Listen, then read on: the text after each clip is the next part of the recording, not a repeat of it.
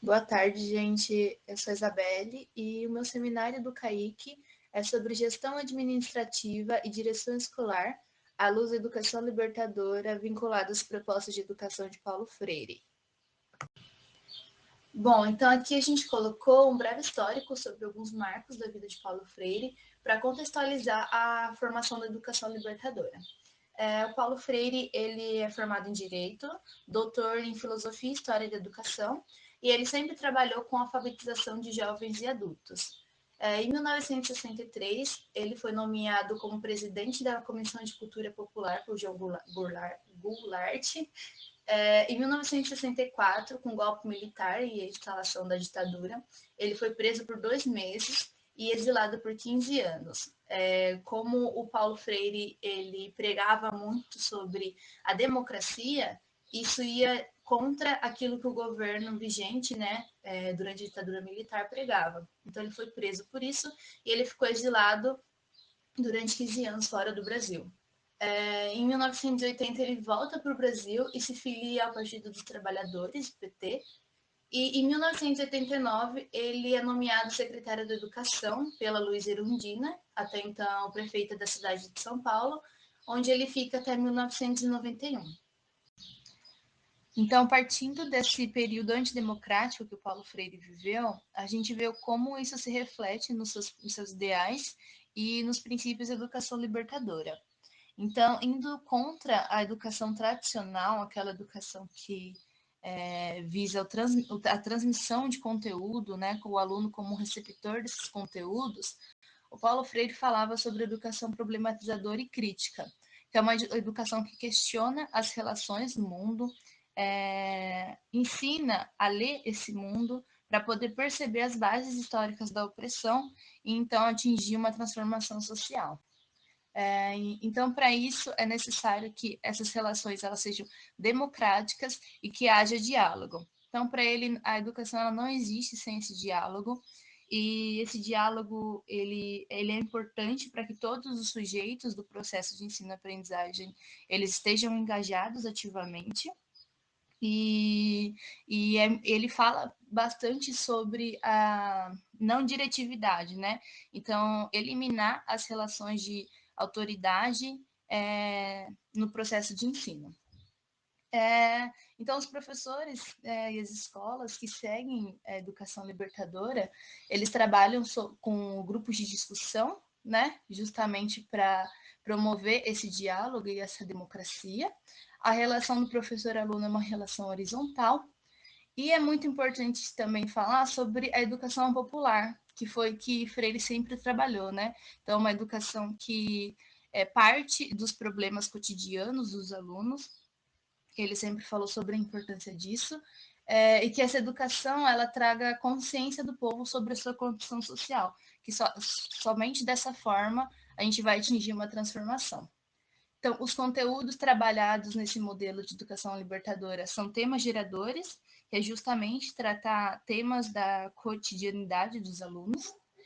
E o que o Paulo Freire sempre falou também é sobre a atuação não formal dessa forma de educação. Então, para ele, não existe como trabalhar a educação libertadora dentro da escola, porque a escola, sendo um espaço formal de educação, ela é um obstáculo porque ela mantém as ideologias do Estado. Aqui a gente trouxe uma frase tirada do livro Pedagogia do Oprimido, do Paulo Freire, que diz que para a educação libertadora é importante que os homens se sintam sujeitos de seu pensar, discutindo seu pensar, sua própria visão de mundo, manifestada implícita ou explicitamente nas suas sugestões e nas de seus companheiros. Então, aqui a gente vê a importância do diálogo, né, do trabalho no coletivo, e da importância de reconhecer a sua realidade, reconhecer a sua própria condição social. Bom, vamos falar um pouco sobre a gestão escolar no olhar da educação libertadora, né, agora. Muitas obras de Paulo Freire trazem bastante o conceito sobre gestão democrática.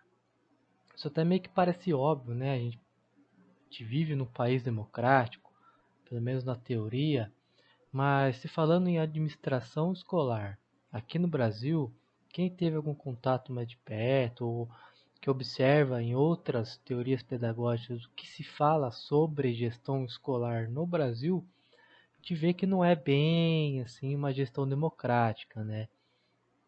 E o que seria essa gestão democrática? Ela é uma utopia, né? Que perspectiva e desafio nós temos? Quais os caminhos que a gente deve seguir, né, e construir para a gente ter, né, essa gestão democrática de fato, como Paulo Freire defendia? Então, democracia tem sua origem na palavra grega demokratia e significa soberania popular, ou seja, um regime político que é baseado em princípios, né, dessa soberania popular e da distribuição equitativa dos três poderes, tanto o legislativo, tanto o executivo, quanto o judiciário, né? Mas como que é esse significado de democracia? Como que ele é concretizado, né, no nosso cotidiano? Então, a democracia no olhar, né, de Paulo Freire é que antes de ela ser uma forma política, ela é uma forma de vida, né? Ela se caracteriza, sobretudo, por forte dose de uma transitividade de consciência no comportamento da pessoa, né? E essa transitividade, ela não nasce e nem se desenvolve a não ser que seja dentro de certas condições, né, que as pessoas sejam lançadas ao debate, né, ao exame dos seus problemas, de problemas comuns, né, ou seja, onde rola a participação efetiva mesmo das pessoas dentro desse processo de democracia. E a democracia na educação, né, como que ela é tratada? Então, a partir dos anos 80, né, que houve grandes debates que envolveram a gestão democrática no cenário educacional brasileiro e tal, isso até deu origem à Lei de Diretrizes e Bases da Educação Nacional de 1996, né, que é a LDB número 9.394, e nessa época ela era a democracia na educação, ela era discutida como um fundamento, né, como um princípio.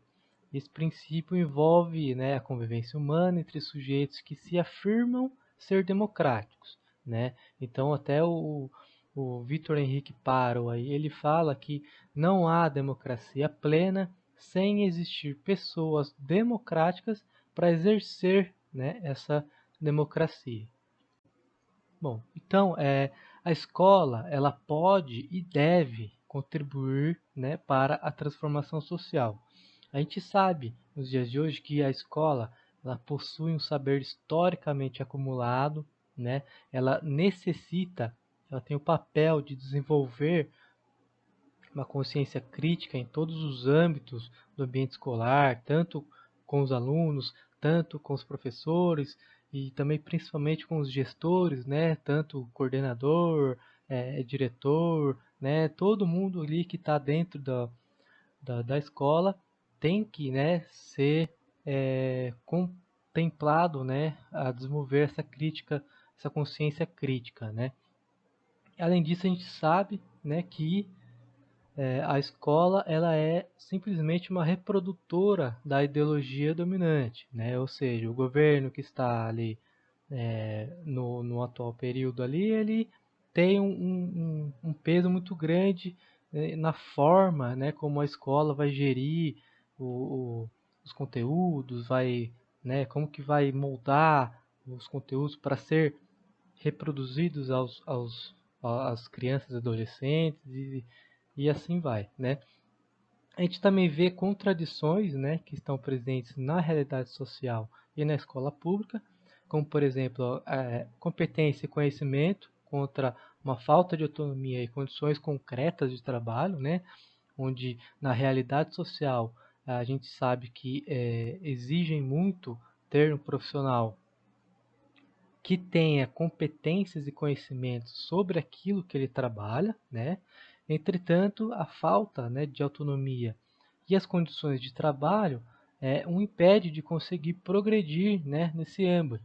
Isso por vários motivos, né? Falta de motivação no trabalho, carga horária de trabalho muito pesado, carga emocional no trabalho muito pesado, ainda mais dentro das escolas públicas, etc. Então, tem, tem muitos motivos ali, muitos fatores que impedem o profissional ali dentro ter, né, uma competência e conhecimento melhor e desenvolvendo melhor essas competências. Além também da própria gestão escolar, né, que numa realidade social é vista de uma forma e quem vive realmente dentro das escolas públicas sabe que é realmente totalmente diferente, né, e do que é visto e falado por aí. Então, o processo educativo ele deve ser um espaço para exercer, né, a democracia de fato. Com isso, se pensando na escola como um espaço público e que exerça a democracia, né, esse processo tende a produzir uma construção, né, da cidadania. Né? E de que jeito que vai ser construído isso?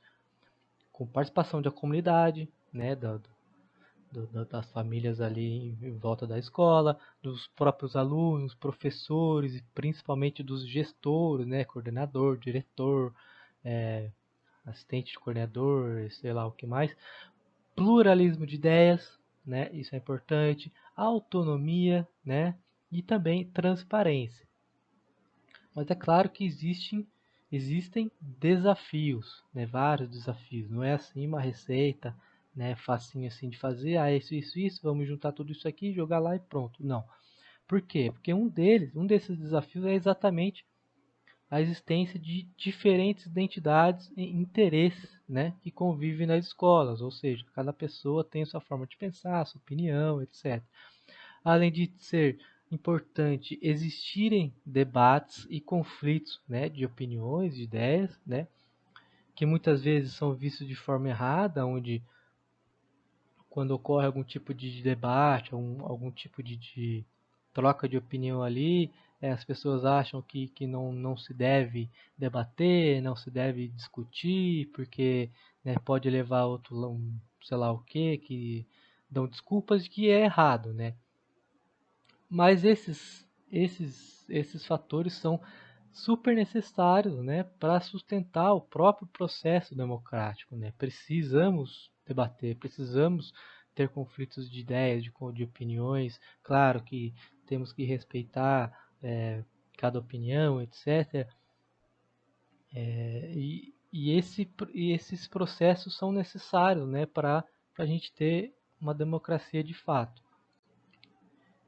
Então, segundo Gadot, falar em democracia remete-nos a discutir autonomia, né? E essa autonomia deve ser uma construção individual e coletiva, que só se desenvolve na escola. A organização social, cultural e humana em que se estabelece o papel de cada ator no ambiente democrático, certo?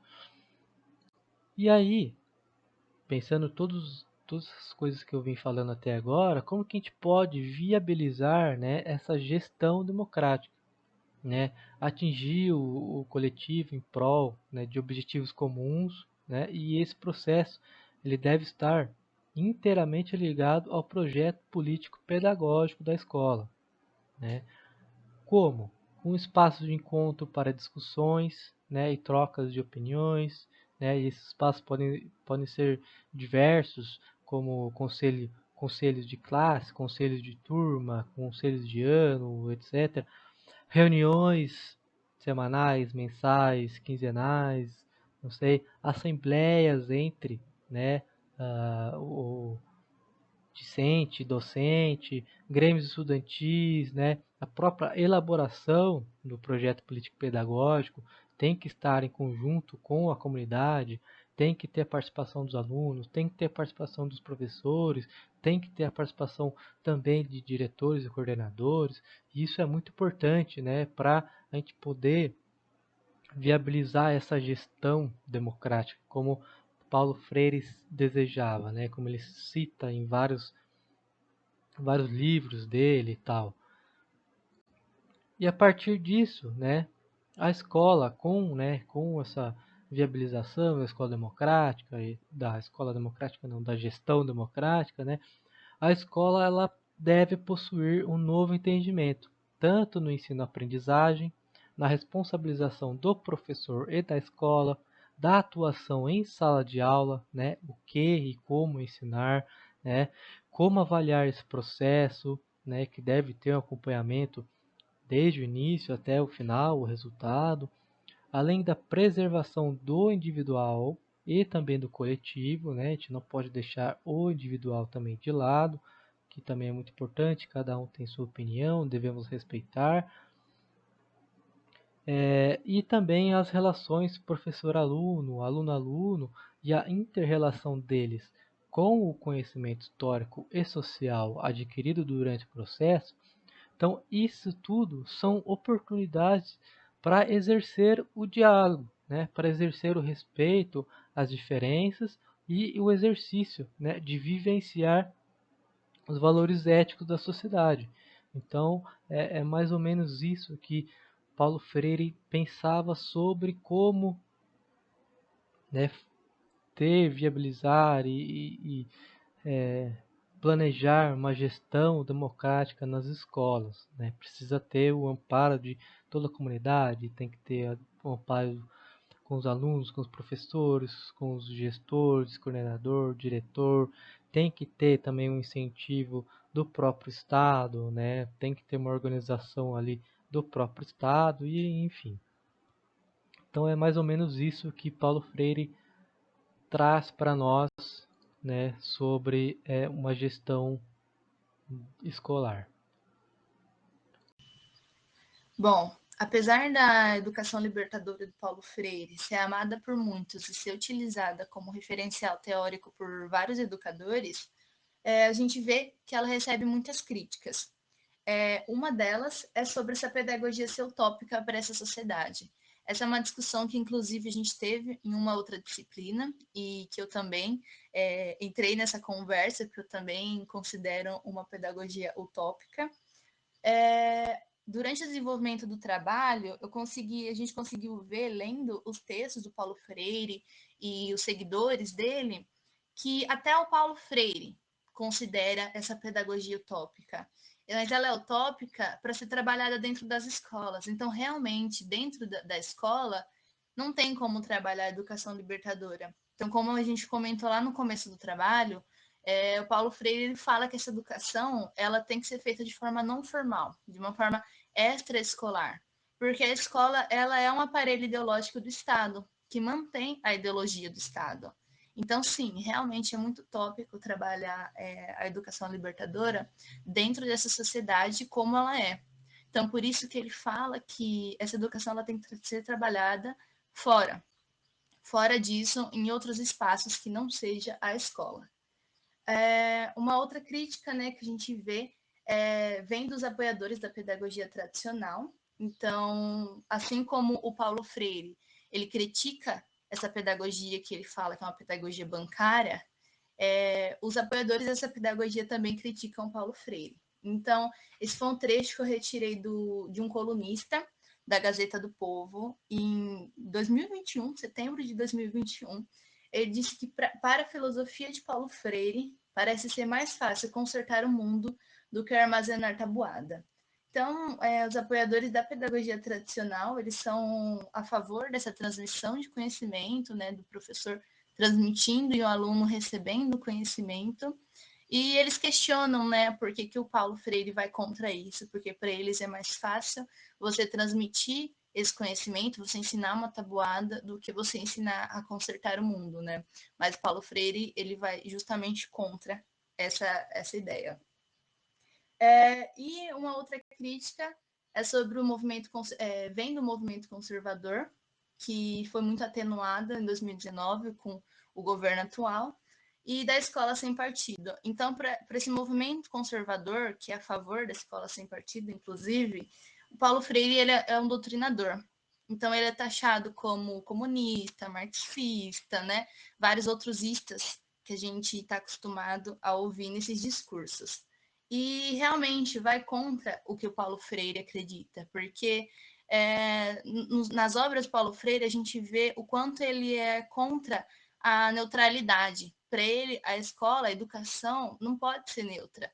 E é justamente isso que o movimento conservador quer, que os educadores, que os gestores sejam neutros, e realmente vai contra tudo o que o Paulo Freire sempre falou nas obras dele.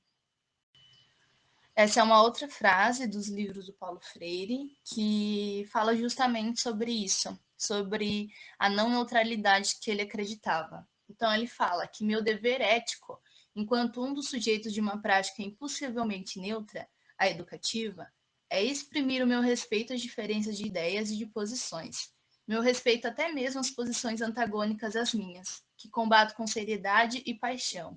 Dizer, porém, cavilosamente que elas não existem não é científico e nem ético.